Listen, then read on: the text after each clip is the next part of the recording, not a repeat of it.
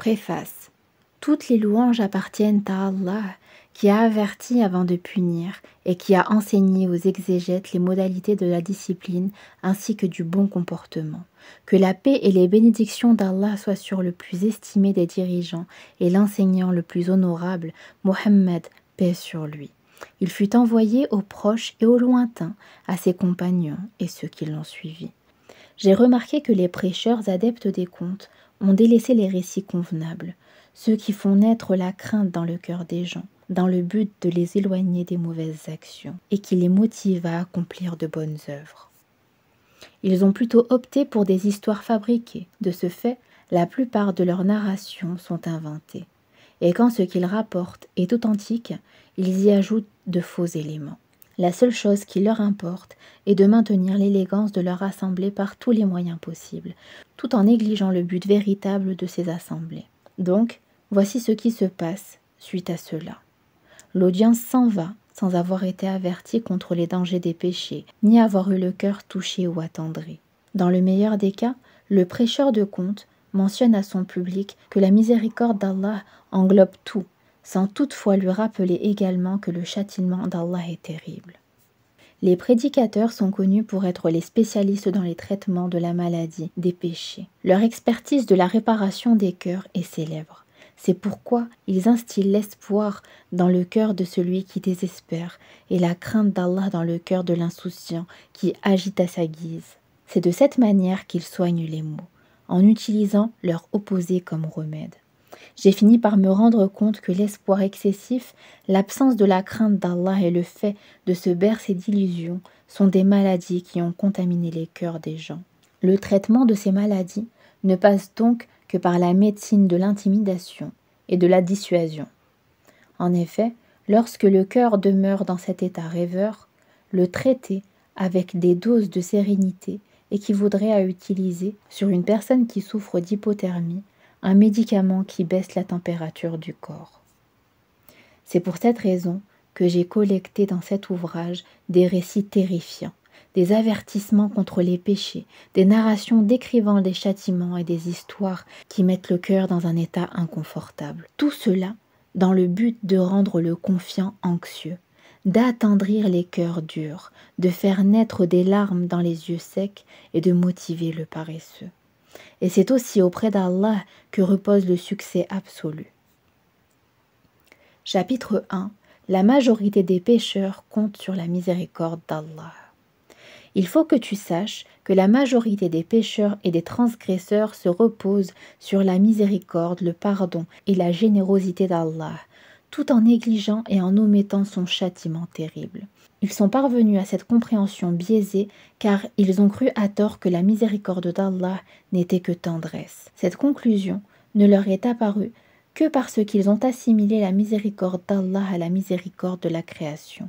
Ils ont pensé qu'elle était similaire à ce qu'éprouve une personne lorsqu'elle voit son ennemi être torturé.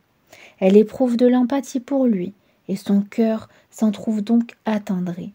En fait, la miséricorde d'Allah n'est absolument pas de ce genre. Celui qui cherche à être pardonné tout en insistant à commettre des péchés est certes, tel le têtu ignorant tous les avertissements. Ma'ruf al-Qarhi a dit « Espérer bénéficier de la miséricorde de celui que tu persistes à désobéir est une forme de trahison et de folie. » Certains sages ont dit « Allah a ordonné dans la vie d'ici-bas de trancher la partie la plus honorable de ton corps, la main, pour le vol, de l'équivalent de 5 carats. Personne ne doit donc se sentir à l'abri de son châtiment dans l'au-delà. » Dans le même ordre d'idées, savoir que l'intercession d'Ibrahim, paix sur lui, l'ami intime d'Allah, envers son père sera refusée, de même que la requête du messager d'Allah, paix sur lui, concernant le fait qu'Allah pardonne à sa mère, devrait inciter la personne ordinaire à demeurer dans un état constant d'inquiétude et de peur. C'est à cela qu'Al-Hassan fit référence lorsqu'on lui demanda « Pourquoi pleures-tu pendant de si longues périodes ?» Il répondit « Je crains qu'Allah ne me jette en enfer sans qu'il ne s'en soucie. » Un autre point est à souligner.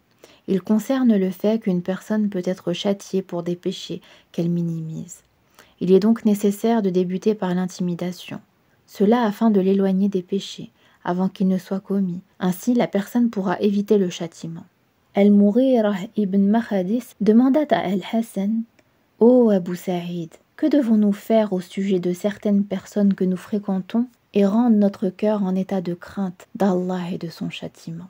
Il répondit: « Ô toi, vieil homme, par Allah, il est meilleur pour toi que tu sois en compagnie de ceux qui t'incitent à la crainte jusqu'à ce que tu atteignes la sécurité dans l'au-delà, plutôt qu'en compagnie de ceux qui te garantissent la sécurité jusqu'à ce que tu crains que le châtiment ne tombe sur toi. » Chapitre 2. Le châtiment de ceux qui ordonnent le bien sans l'accomplir. D'après Oussama ibn Zayd, qu'Allah l'agrée, le messager d'Allah sallallahu alayhi wa sallam a dit: « Le jour de la résurrection, on fera venir un homme et on le jettera au feu. Ses entrailles sortiront par son ventre et il tournera autour d'elle comme l'âne tourne autour d'une meule. Les habitants de l'enfer se rassembleront et diront: « Ô un tel, qu'as-tu donc? N'ordonnais-tu pas le convenable et ne réprouvais-tu pas le blâmable ?»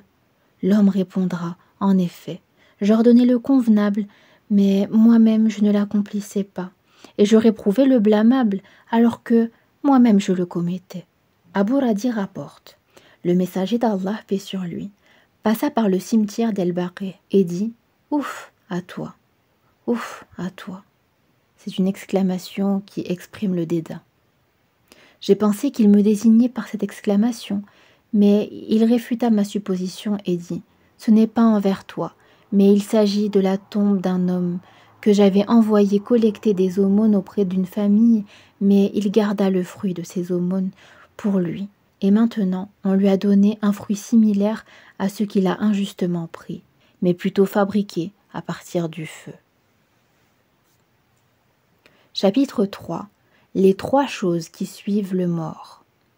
Anas ibn Malik, qu'Allah l'agrée, rapporte que le prophète sallallahu alayhi wa sallam a dit: « 3 choses suivent le mort, les membres de sa famille, ses biens et ses œuvres. 2 d'entre elles repartent et une seule reste avec lui. Les gens et ses biens repartent, ses œuvres demeurent avec lui. » Anas ibn Malik, qu'Allah l'agrée, rapporte: le prophète, paix sur lui, disait fréquemment: « Ô toi qui fais tourner les cœurs, affermis mon cœur dans ta religion. Ya muqallib al-qulub, thabit qalbi ala dinak. » Il, Anas, continua de rapporter: « Nous avons demandé: Ô messager d'Allah, nous avons cru en toi, et en ce avec quoi tu es venu.